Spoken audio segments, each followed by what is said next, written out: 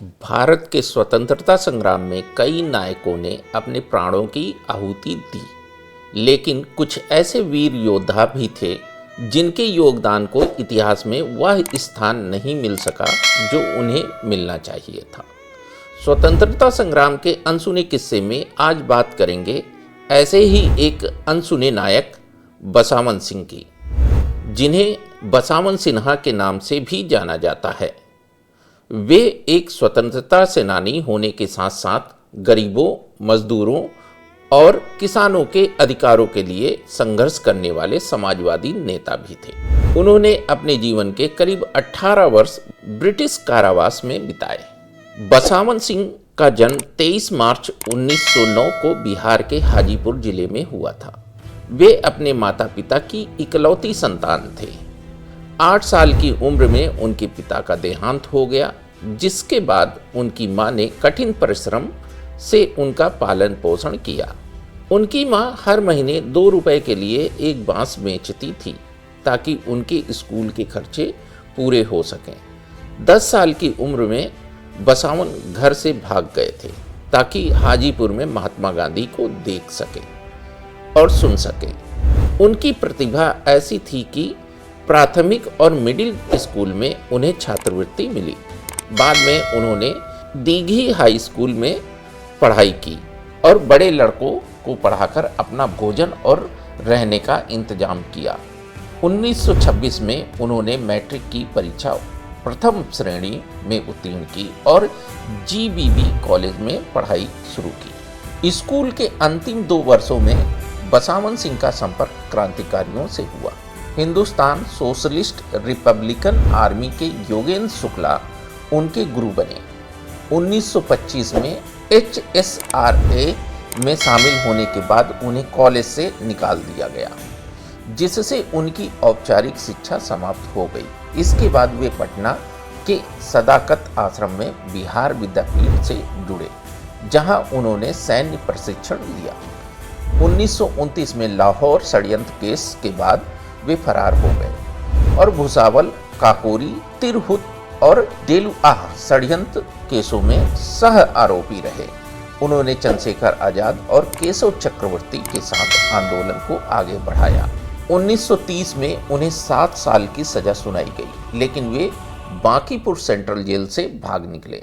बाद में उन्हें पुनः गिरफ्तार कर भागलपुर सेंट्रल जेल भेजा गया। वहां उन्होंने जेल की अमानवीय परिस्थितियों के खिलाफ उपवास शुरू किया। 58 दिनों तक चले इस उपवास को गांधी जी के आश्वासन पर उन्होंने समाप्त किया। 1936 में स्वास्थ्य कारणों से रिहा हुए, लेकिन उनकी गतिविधियों पर प्रतिबंध लगा दिया गया। प्रतिबंधों का उल्लंघन करने पर उन्हें फिर से गिरफ्तार कर लिया गया। 1936 से 1989 तक बसावन सिंह ट्रेड यूनियन आंदोलन में सक्रिय रहे। उन्होंने कांग्रेस सोशलिस्ट पार्टी की स्थापना में योगेंद्र शुक्ला के साथ महत्वपूर्ण भूमिका निभाई और बिहार में पार्टी के श्रम सचिव बने। उनकी ऊंची कद काठी के कारण क्रांतिकारी उन्हें लंबड़ कहते थे। उन्होंने बिहार के कोयला खदानों, चीनी मिलों, अबरख खानों और रेलवे में ट्रेड यूनियन स्थापित किए। Japla labour union, Baulia labour union, Jamalpur workshop, Gaya cotton और जूट मिल लेबर यूनियन और टाटा कोलरीज लेबर एसोसिएशन उनके द्वारा शुरू किए गए संगठन थे। द्वितीय विश्व युद्ध के दौरान उन्हें डिफेंस ऑफ इंडिया ऑर्डिनेंस के तहत गिरफ्तार किया गया और 18 महीने जेल में रखा गया।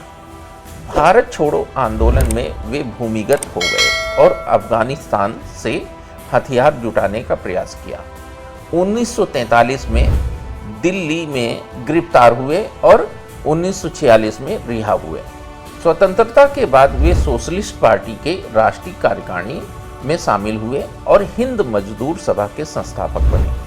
1952 में वे देहरी ऑन सोन से विधायक चुने गए और 1962 से 1968 तक विधान परिषद के सदस्य रहे। 1967 में वे गठबंधन सरकार में श्रम, योजना और उद्योग मंत्री बने।